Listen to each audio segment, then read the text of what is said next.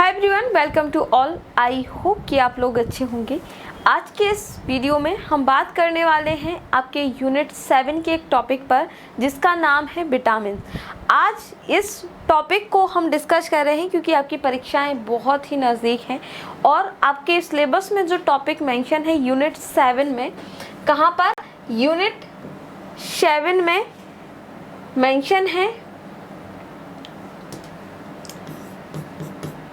Unit 7 जो है इसमें आपके पोषक पदार्थ, पोषक तत्व, इस ये टैगलाइन के साथ आपके सिलेबस में है। तो इसमें प्रोटीन वाला, जो प्रोटीन, विटामिन्स, आपके कार्बोहाइड्रेट, आपके मिनरल्स, क्या क्या जो चीज़ें हैं आपके पोषण आपको देती हैं, इन सारी चीज़ों से रिलेटेड क्वेश्चन बन सकता है। इसके पहले हम बात कर चुके हैं एक वीडियो में जिसमें हम विटामिन्स को हमने डिस्कस किया था, तो आप चाहें तो वो वाला वीडियो भी जाके आपको डिस्क्रिप्शन में मिल जाएगा। प्लेलिस्ट भी अलग से बनी हुई है, वहाँ से आप देख सकते हैं। तो विटामिन्स पर आज हम बात करेंगे, विटामिन से क्या क्या क्वेश्चन आपके एग्जाम में बन सकते हैं। तो आइए शुरू करते हैं आज की इस वीडियो को। सबसे पहली चीज़ की प्रोटीन होते क्या हैं और प्रोटीन किस किस तरीके से हमारे लिए यूज़फुल हो सकते हैं, इस चीज़ के बारे में जान लेते हैं। प्रोटीन जटिल कार्बनिक यौगिक होते हैं। क्या है ये? एक प्रकार के जटिल कार्बनिक यौगिक हैं जो कि 20 अमीनो अम्लों से मिलकर बने होते हैं। तो ये एक प्रकार के क्या है? कार्बनिक यौगिक हैं। जब हम यौगिक की बात करते हैं तो दो या दो से अधिक तत्व जब आपस में एक निश्चित मात्रा में मिलकर कोई नया पदार्थ बनाते हैं, हम उसको क्या कहते हैं? यौगिक कहते हैं। जिस चीज को याद रखिएगा, दो या दो से अधिक तत्व आपस में मिलकर कोई नया पदार्थ बनाते हैं, वो भी एक निश्चित मात्रा में मिला के बनाएगा। जैसे हम बात करते हैं H2O, ठीक है, एक निश्चित मात्रा होती है कि कितने अणु होंगे और उसके कितने परमाणु होंगे और जल के कितने परमाणु होंगे, राइट? हाइड्रोजन और ऑक्सीजन कितने परमाणु होंगे। उसी तरीके में हम बात करते हैं ये एक प्रकार के यौगिक है, मतलब दो या दो से अधिक चीजों से मिलकर बने हुए हैं, राइट?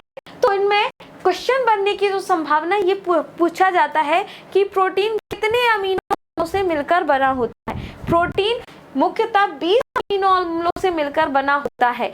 अब बात आती है कि प्रोटीन शब्द सबसे पहले किसने प्रयोग किया। साइंस को जब भी आप लोग पढ़ते हैं तो ऐसी चीजें आपको बहुत ध्यान से पढ़नी चाहिए कि सबसे पहले नाम किसने दिया, किसने खोजा, किसने सबसे पहले इसको देखा, जाना, समझा, राइट? तो प्रोटीन शब्द का प्रयोग जे वर्जिलियस ने किया था। किसने किया था? जे वर्जिलियस ने किया था। मानव शरीर का लगभग 15% भाग प्रोटीन से निर्मित होता है। सभी प्रोटोनों में क्या होता है? नाइट्रोजन पाया जाता है। कितने होते हैं? 20 अमीनो अम्लों से मिलकर बना होता है। मानव शरीर का 15% जो भाग है ये प्रोटीन से निर्मित होता है और इसमें नाइट्रोजन पाया जाता है। इस चीज को याद रखना। हो सकता पूछ लिया जाए कि प्रोटीन में, सभी प्रकार के प्रोटीनों में कौन सा तत्व पाया जाता है, तो क्या पाया जाता है? नाइट्रोजन पाया जाता है। ऊर्जा उत्पादन एवं शरीर की मरम्मत दोनों कार्य करने के लिए उत्तरदायी होते हैं प्रोटीन। जैसे कि हम विटामिन की बात करते हैं, विटामिन शरीर में ऊर्जा प्रदान नहीं करते हैं, ये टूट फूट की मरम्मत करते हैं। लेकिन प्रोटीन क्या करता है? प्रोटीन हमको एनर्जी देता है, ऊर्जावर्धक होता है, ठीक है? इस चीज को याद रखना।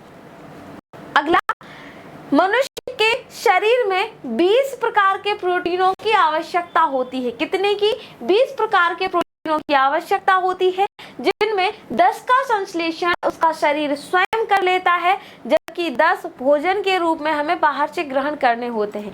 20 है तो भाई शरीर कह देता है कि 10 का इंतजाम तो हम कर लेंगे, लेकिन 10 का आपको करना पड़ेगा और उस इंतजाम के लिए आपको ऐसी चीजें खानी होंगी जिसमें प्रोटीन हो। जैसे कि सोयाबीन के बारे में कहा जाता है, सर्वाधिक प्रचुर मात्रा में पाया जाता है सोयाबीन में। आपकी मूंगफली हो गई, नट्स जिसको हम कहते हैं, इन सब चीज़ों में आपकी क्या पाया जाता है? प्रोटीन पाया जाता है। सोयाबीन और मूंगफली में प्रचुर मात्रा में प्रोटीन मिलता है और एक कार्यशील महिला को प्रतिदिन 45 ग्राम प्रोटीन लेना आवश्यक होता है। महिलाओं के लिए कितना? 45 ग्राम प्रोटीन लेना आवश्यक होता है। प्रोटीनों के प्रकार, यहाँ क्वेश्चन बनने की संभावना बहुत ज्यादा है। जैसे कि आपके प्री और मेंस, जैसे कि थर्ड पेपर की जब हम बात करते हैं मेंस में, तो पूरा का पूरा आपका साइंस आ गया, हालांकि आपका एनवायरनमेंट भी एक इंक्लूड है, लेकिन जब हम देखते हैं ना तो पूरा का पूरा एक पेपर, तो उस परिप्रेक्ष्य में भी आपके लिए कुछ चीज़ें डीपली पढ़ना इंपॉर्टेंट हो जाती है, क्योंकि क्वेश्चन कहीं से भी बन सकता है।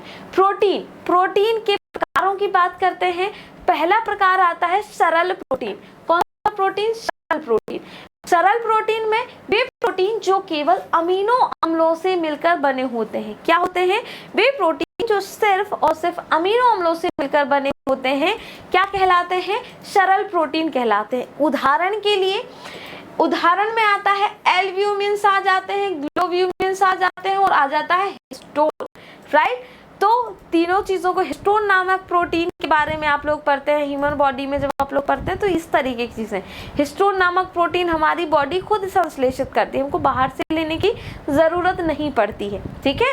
चलो, अब एल्ब्यूमिन्स, ग्लूमिन्स और आ जाता है हिस्टोन। तो हो सकता है ऑप्शन में दे दिया जाए कौन से सरल प्रोटीन है, कौन से नहीं है, ठीक। अगला आता है संयुग्मी प्रोटीन। संयुग्मी मतलब कि जाहिर सी बात है, संयुग्मन मतलब कि अणुओं के साथ, प्रोटीन के अणुओं के साथ जुड़े रहते हैं, इसको क्या कहते हैं? हम संयुग्मी प्रोटीन कहते हैं। जब बाकी के अणु भी आपस में जुड़ जाते हैं तो संयुग्मी हो जाते हैं। भाई दोस्ती यारी भी तो कुछ चीज़ होती है ना। तो उदाहरण के लिए क्या क्या है? उदाहरण संयुग्मी प्रोटीन का उदाहरण क्रोमोप्रोटीन। कौन सा प्रोटीन? क्रोमोप्रोटीन आ जाता है। और एक आता है ग्लाइकोप्रोटीन। तो ग्लाइको और क्रोमोप्रोटीन क्या है? ये संयुग्मी प्रोटीन है। जबकि आपका एल्ब्यूमिन्स, ग्लोब्यूमिन्स और हिस्टोन ये क्या है? ये आपके सरल प्रोटीन के उदाहरण है। अगले आते हैं व्युत्पन्न प्रोटीन। कौन से प्रोटीन? व्युत्पन्न प्रोटीन। व्युत्पन्न प्रोटीन वे प्रोटीन जो प्राकृतिक प्रोटीन के जलीय अपघटन से बनते हैं। जो प्राकृतिक रूप से जो प्रोटीन है उनका जो जलीय अपघटन जब किया जाता है तब क्या बनते हैं? व्युत्पन्न प्रोटीन बनते हैं। उदाहरण के लिए प्रोटीन हो गया, पेप्टोन्स हो गया और पेप्टाइड्स हो गया। जब हम मानव शरीर के तंत्र पढ़ते हैं और जब पाचन तंत्र पढ़ते हैं तब हम पढ़ते हैं कि बॉडी में जैसे ही प्रोटीन जाता है तो उस तरीके से बॉडी उस चीज़ को एक्सेप्ट नहीं कर पाती, तो क्या करती है? छोटे छोटे टुकड़ों में तोड़ देती है। छोटे छोटे टुकड़ों में जब तोड़ देती है तो वो क्या बन जाते हैं? पेप्टोन्स बन जाते हैं, ठीक है। तो जब जलीय अपघटन होता है और उसके बाद जो प्रोटीन बनते हैं उनको हम क्या कहते हैं? व्युत्पन्न प्रोटीन कहते हैं, राइट। चलो, अगला प्रोटीन के महत्वपूर्ण कार्य देख लेते हैं। महत्वपूर्ण कार्यों में हमने पहले भी बात की थी, प्रोटीन ऊर्जा भी देते हैं, साथ में टूट-फूट की मरम्मत भी करते हैं। और क्या कार्य कर सकते हैं? ये कोशिकाओं, जीव द्रव्य एवं ऊतकों के निर्माण में भाग लेते हैं। किस किस के में? कोशिका, ऊतक और जीव द्रव्य के निर्माण में भाग लेते हैं। कौन? Proteins, right. बहुत इंपॉर्टेंट है, देख करके देखिए, किसी कोशिका के निर्माण में इंपॉर्टेंट भूमिका निभा रहे हैं। फिर आते हैं ये शारीरिक वृद्धि के लिए आवश्यक है, इनकी कमी से शारीरिक विकास रुक जाता है और इसीलिए कहते हैं कि बढ़ती उम्र मतलब बच्चों को भी प्रोटीन विटामिन दिए जाना चाहिए, नहीं तो उनका विकास रुक जाएगा। और एक वयस्क व्यक्ति को भी प्रोटीन लेना ज़रूरी है, क्योंकि जब व्यक्ति काम करता है तो काम के लिए ऊर्जा की आवश्यकता होती है, तो इसलिए प्रोटीन लेना आवश्यक हो जाता है। फिर आता है आवश्यकता पड़ने पर ये शरीर में ऊर्जा देते हैं। ये जैव उत्प्रेरक एवं जैविक नियंत्रक के रूप में भी काम करते हैं। फिर ये आनुवांशिक लक्षणों के विकास को भी नियंत्रित करते हैं और ये संवहन में भी सहायक होते हैं। प्रोटीन संवहन का काम भी करते हैं, ठीक है। संवहन मतलब यहाँ से वहाँ किसी बीज पदार्थ को, किसी भी चीज़ को ले जाना, ठीक है। तो संवहन का काम भी प्रोटीन करते हैं। अगला आता है एक जो इम्पोर्टेंट चीज़ आपसे पूछी जाती है, प्रोटीन की कमी से होने वाले रोग। तो प्रोटीन की कमी से होने वाले रोगों में दो रोगों का नाम आता है। एक आता है आपका मैरास्मस रोग। कौन सा रोग? मैरास्मस रोग। और ये स्पेशली बच्चों में होने वाला रोग है। प्रोटीन की कमी से हमने क्या कहा?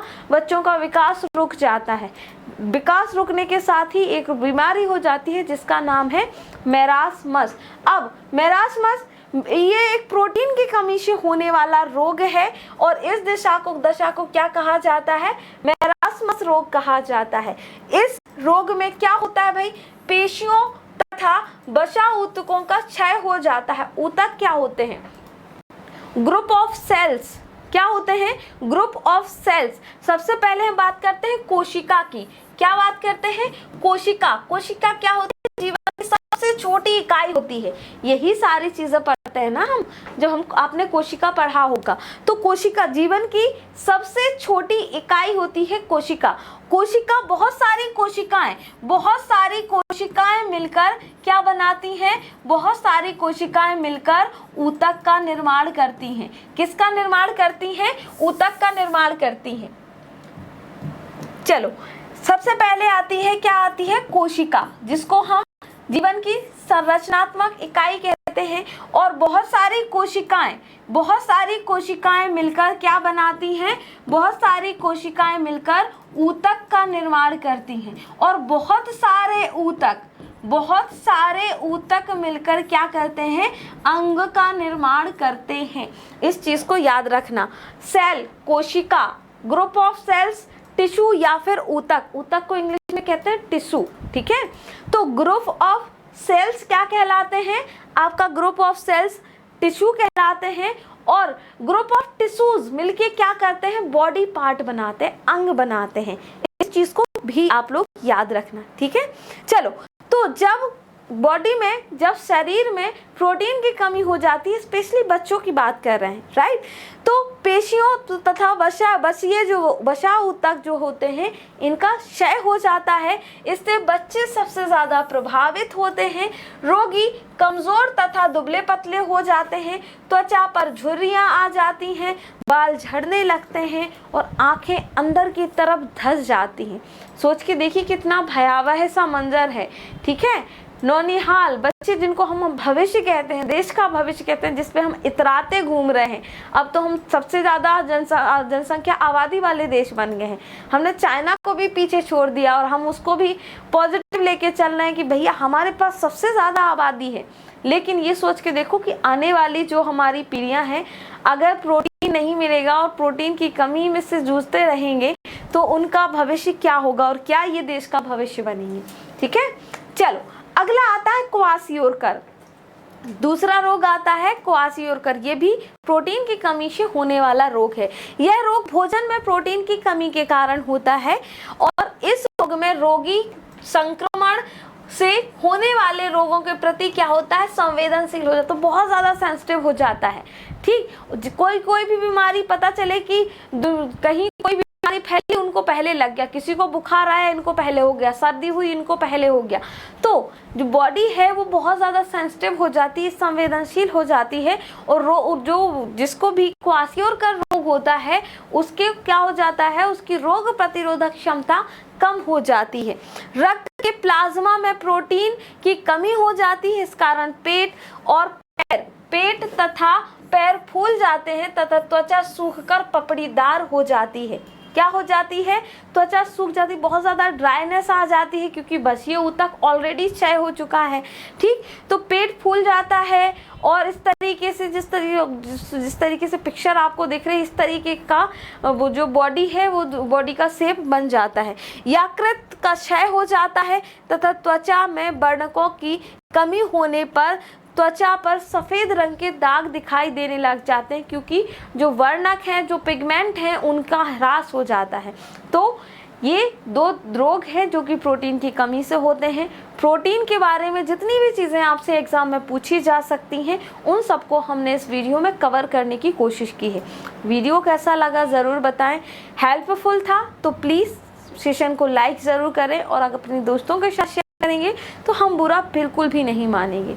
वीडियो कैसा लगा आप लोग ज़रूर बताएं और कोई आपका सुझाव हो तो वो भी आपका आमंत्रित है। और ऐसे ही वीडियोस के लिए आप चैनल को, यदि आपने चैनल को सब्सक्राइब अभी तक नहीं किया है तो चैनल को सब्सक्राइब कर लीजिएगा और हाँ, दोस्तों के साथ शेयर करना मत भूलिएगा। आज के लिए इस वीडियो में इतना ही। मिलते हैं किसी और नए हेल्पफुल वीडियो के साथ। तब तक के लिए बाय बाय।